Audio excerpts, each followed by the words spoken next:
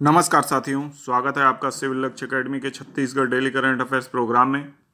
पहला प्रश्न है, प्रधानमंत्री पोषण शक्ति निर्माण योजना के तहत राज्य के कितने जिलों में अतिरिक्त आहार के रूप में अंडा दिया जाएगा?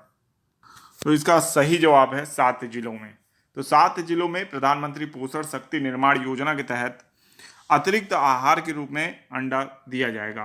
पहले ये योजना जो थी ये राज्य सरकार के द्वारा भी चलाई गई थी अंडा वितरण की, लेकिन कुछ हिंदूवादी संगठनों के विरोध के बाद और थोड़ा राजनीतिक दबाव के बाद इस योजना को हटा लिया गया था। लेकिन अब केंद्र सरकार के माध्यम से इस योजना को पुनः लागू करने का प्रयास किया जा रहा है।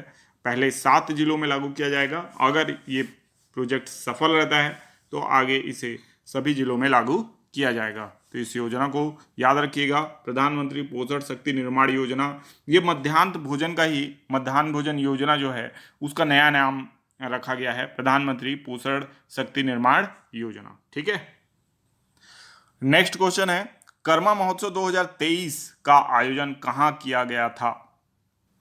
तो इसका सही जवाब है अंबिकापुर। अंबिकापुर में कर्मा महोत्सव 2023 का आयोजन किया गया था, इसको याद रखना है। ठीक है। कर्मा महोत्सव राज्य का जो कर्मा है, कर्मा नृत्य भी है, कर्मा एक त्यौहार भी है, बड़ी धूमधाम से मनाया जाता है। ये कृषि आधारित त्यौहार है, आप मान सकते हैं, है ना। कर्म देवता को मनाने के लिए ये त्यौहार किया जाता है, उनकी पूजा आराधना के लिए ये त्यौहार मनाया जाता है। तो कर्मा महोत्सव इस दौरान पे आयोजित किया जाता है, जिसमें कर्मा नृत्य भी किया जाता है। विभिन्न सांस्कृतिक कार्यक्रमों का राज्य सरकार के द्वारा आयोजन किया जाता है, इसको फंड किया जाता है राज्य सरकार के द्वारा। ये राज्य सरकार के द्वारा ही प्रायोजित महोत्सव होता है। ठीक है, तो इसको याद रखिएगा। नेक्स्ट क्वेश्चन है, किस नगर निगम को प्रधानमंत्री आवास योजना के तहत बेस्ट परफॉर्मेंस अवार्ड प्राप्त हुआ है?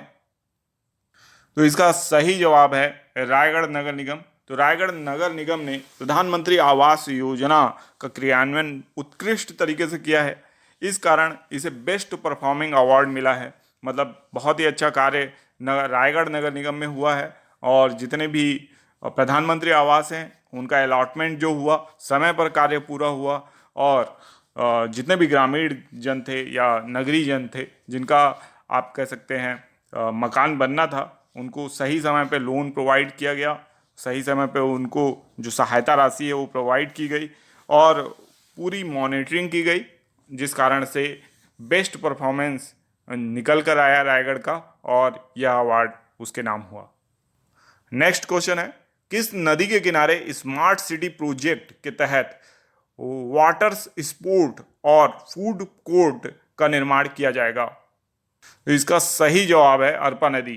तो आपको पता है कि अरपा नदी जो कि खोंडी खोंगसरा की पहाड़ी से निकलती है, इसकी लंबाई लगभग 100 किलोमीटर है और ये बिलासपुर शहर से होकर गुजरती है, बिलासपुर शहर के लगभग मध्य से होकर गुजरती है। और इसके किनारे पर जो कह सकते हैं हम जो घाट का निर्माण है, अब वो कह सकते हैं पूरा रूप लेता नजर आ रहा है और इतना अच्छा यानी लोकेशन वहाँ का हो गया है। आप अगर जाके देखेंगे तो काफ़ी बदलाव आया है इस नदी में। अब प्रॉपर यानी जल रहता है, पानी रहता है। एक समय अरपा यानी सूखी नदी के नाम से विख्यात हो गई थी, है ना, लेकिन वर्तमान में जल भरपूर मात्रा में इसमें रहता है। अब जल की मात्रा जैसे जैसे इस नदी में बढ़ रही है, स्टॉप डैम और विभिन्न परियोजनाओं की जल की निकासी के कारण, और उससे यहाँ पे वाटर स्पोर्ट्स फूड कोर्ट का निर्माण की जो कह सकते संभावनाएं हैं वो जारी हो गई और निर्माण किया जा रहा है। पूरे तटबंधों को मजबूत किया जा रहा है और वहीं पे रिवर व्यू के आगे एक पूरा गार्डन तैयार किया जाएगा, वाटर स्पोर्ट्स की पूरी फैसिलिटी तैयार की जाएगी और फूड कोर्ट भी बनाया जाएगा।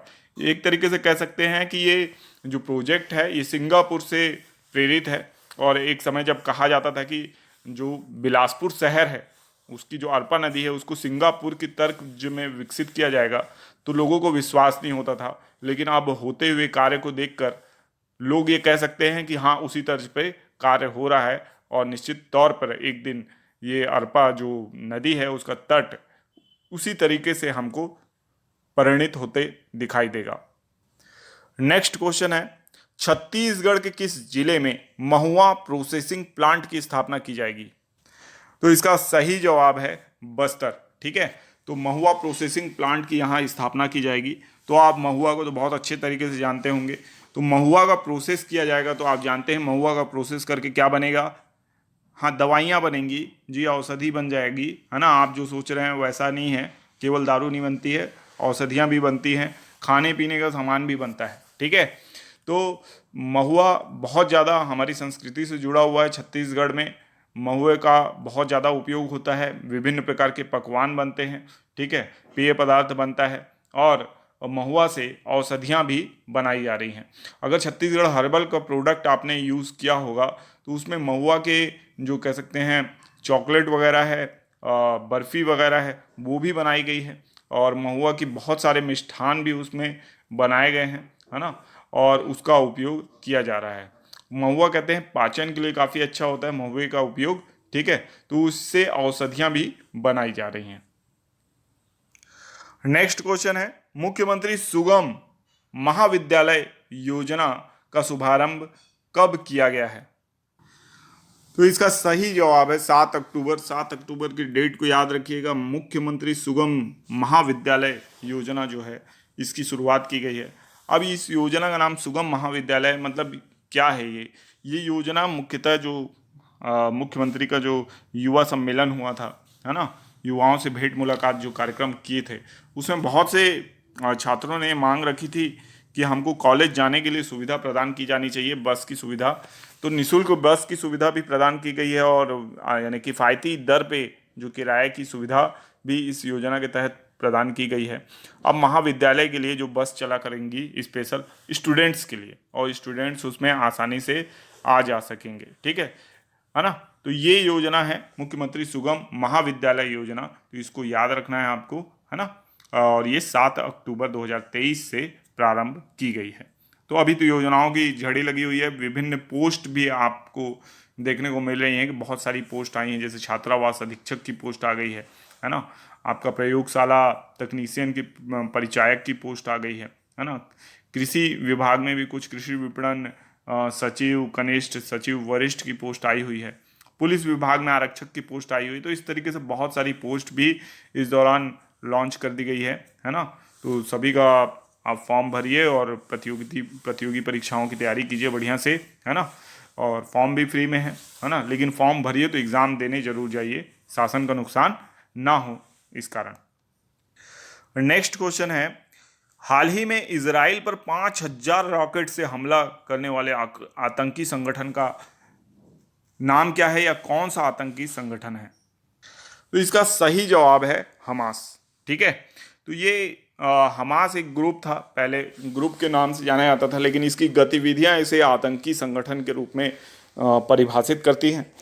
और ये संगठन मुख्यतः फिलिस्तीन के लिए लड़ाई लड़ता था, और फिलिस्तीन राज्य की स्थापना के लिए। ठीक है, फिलिस्तीन राज्य की स्थापना के लिए मांग करना एक बात होती है, लेकिन किसी देश की पब्लिक पे 5,000 रॉकेट गिरा देना दूसरी बात है, और ये बिल्कुल आतंक पैदा करने वाली बात है। इसलिए इसे अब आतंकी संगठन भारत सरकार ने भी बोलना शुरू कर दिया है।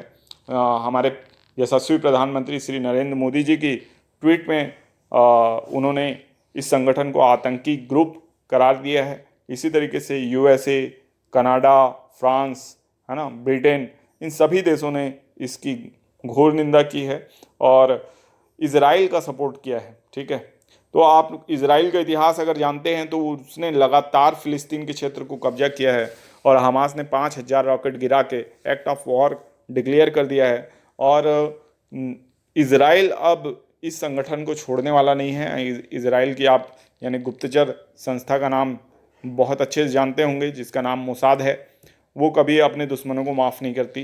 तो इजराइल भी ऐसा ही एक देश है जो लगातार विस्तार कर रहा है, और फिलिस्तीन नामक जो पहले देश हुआ करता था वो लगातार समापन की ओर जा रहा है। और निश्चित तौर पे अभी IMEC प्रोजेक्ट के बारे में आपने सुना होगा, जिसमें भारत, सऊदी अरब, आपका UAE और इजराइल के थ्रू यूरोप को कनेक्ट करने की बात की जा रही थी। तो उसके तहत भी ये कह सकते हैं ये जियो पॉलिटिकल इवेंट हमास के द्वारा खेला गया है, ताकि उसको किसी तरीके से बाधित किया जा सके। लेकिन इसमें ये लोग कामयाब नहीं होंगे। इजराइल की फोर्स बहुत स्ट्रांग है ना, और अमेरिका का उसको पूरा सपोर्ट रहता है, तो वो आसानी से इस ग्रुप को तबाह कर पाएगी। और उसके बाद जो आईमेक प्रोजेक्ट है वो भी लॉन्च होगा, और भारत और यूरोप के बीच एक नया मार्ग तैयार होगा, जो चीन के जो BRO प्रोजेक्ट जो है ना, उसको टक्कर देगा। अब अंतिम प्रश्न आप लोगों के लिए है, बहुत ही आसान प्रश्न है। आप अगर न्यूज़ देख रहे होंगे तो आपको बताना है एशियन गेम्स 2023 में भारत ने कुल कितने मेडल जीते हैं। ठीक है, तो एशियन गेम्स में हमारा अभूतपूर्व प्रदर्शन रहा है ना, ऐसा प्रदर्शन हमने अभी तक नहीं किया है। 100 का आंकड़ा तो हमने पार किया है, लेकिन आपको ये बताना है कि मेडल टैली में हमने कहाँ तक का आंकड़ा प्राप्त कर लिया है। ठीक है, तो इसको आपको इसका जवाब देना है। पिछले वीडियो में हमने आपसे प्रश्न पूछा था, रूपपुर परमाणु ऊर्जा संयंत्र किस देश में स्थित है। तो बहुत ही महत्वपूर्ण प्रश्न है ना। तो इसका सही जवाब है बांग्लादेश, है ना। नाम सुनकर लगता है कि ये भारत में होगा, लेकिन इसका सही जवाब है बांग्लादेश। बांग्लादेश में रूपपुर परमाणु ऊर्जा संयंत्र स्थापित किया जा रहा है। ठीक है, इसमें रूस के माध्यम से और कुछ देश हैं उनके माध्यम से जो न्यूक्लियर कह सकते हैं ईंधन है, परमाणु ईंधन, उसको जुटाने का प्रयास किया जा रहा है। तो रूपपुर परमाणु ऊर्जा संयंत्र कहाँ स्थित है? बांग्लादेश में स्थित है, इसको याद रखना है आपको। अब देखेंगे हम पिछले वीडियो के कुछ रिवीजन प्रश्न, है ना। तो इसका सही जवाब है तंबाकू। तंबाकू के नियंत्रण पर आधारित है एमपावर नीति, है ना। तो इसको याद रखिएगा कि एमपावर नीति किसके नियंत्रण पर आधारित है? तंबाकू के नियंत्रण पर आधारित है। और इसे छत्तीसगढ़ में लागू किया जा रहा है एम्पावर नीति को, ताकि तंबाकू का नियंत्रण हो सके। ठीक है, सरकार नीतियां तो बहुत बनाती है, लेकिन काफ़ी आसान है तंबाकू पर पूर्णतः बैन लगाना, है ना। अगर सरकार सख्ती पे आ जाए और ये चाह ले कि उसका जो टैक्स लालच है उसको कम करते हुए तंबाकू को पूर्ण नियंत्रण करना है, तो ये बहुत ही आसानी से हो सकता है। तंबाकू पे नियंत्रण के लिए आवश्यक है कि सिगरेट, गुटखा, पान मसाला, खैनी, इन सब पे रोक लगे। किसी भी प्रकार के निकोटीन सब्स्टिट्यूट पे रोक लगे, है ना। और उस यानी जी इस पूरी आदत को ही जड़ से ख़त्म करना होगा। एक पीढ़ी के लिए अगर ये बंद हो जाएगा तो बाकी पीढ़ियों के लिए भी ये बंद हो जाएगा। लेकिन साथ ही साथ ये एक समेकित प्रयास भी होना चाहिए, जिसमें अगर केवल छत्तीसगढ़ में ये पूर्णतः बैन होता है तो इसका उतना इफेक्ट नहीं होगा। लेकिन अगर ये पूरे देश में या आसपास के सारे राज्यों में बैन हो जाएगा तो इसका लॉन्ग टर्म इफेक्ट हमको बहुत ही पॉजिटिव देखने को मिलेगा। नेक्स्ट क्वेश्चन है, major Dhyan Chand cup all India women hockey tournament किस टीम ने जीता है? तो इसका सही जवाब है राज्य खेल अकादमी बिलासपुर, है ना। राज्य खेल अकादमी बिलासपुर की जो टीम है उसने major Dhyan Chand cup all India women hockey tournament 2023 का खिताब अपने नाम किया है। ठीक है, जो कि एक बहुत ही अच्छी बात है, राज्य को गौरवान्वित करने वाली बात है। ठीक है, कि इतना बड़ा खिताब राज्य खेल अकादमी बिलासपुर की टीम ने जीता है। आपको बता दें इस प्रतियोगिता में राज्य की कई टीमें गई थी, जिसमें से दुर्ग की खेल एकेडमी से, रायपुर की खेल एकेडमी से भी टीमें गई हुई थी।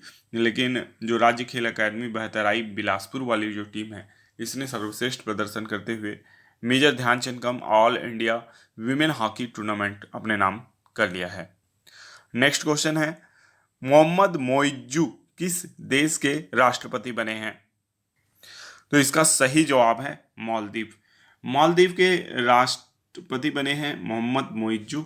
ठीक है, और आपको बता दें ये भारत के लिए काफ़ी चिंता की बात है। मोहम्मद मोइज्जू जो हैं ये चाइना समर्थित कह सकते हैं व्यक्ति हैं, और इसके कारण से अब मालदीव में फिर से भारत के लिए चैलेंजेस खड़े होंगे, क्योंकि इन्होंने अपनी घोषणा पत्र में ही ये कहा हुआ था कि हम जो भारतीय सेना है उसको मालदीव से पूरी तरीके से बाहर कर देंगे, और बहुत सी बातें इन्होंने कही थी। ठीक है, अब अगर वो इसमें इम्प्लीमेंट करना शुरू करेंगे तो निश्चित तौर पर भारत के लिए कठिनाइयाँ बढ़ेंगी। ठीक है, मालदीव आपको पता हो कि हिंद महासागर में स्थित है। लक्षद्वीप का जो मिनी प्रायद्वीप है वो 8 डिग्री चैनल जो है ना, वो मालदीव को मिनी प्रायद्वीप से अलग करता है। ठीक है, और मालदीव की राजधानी जो है वो माले है, ठीक है। और ये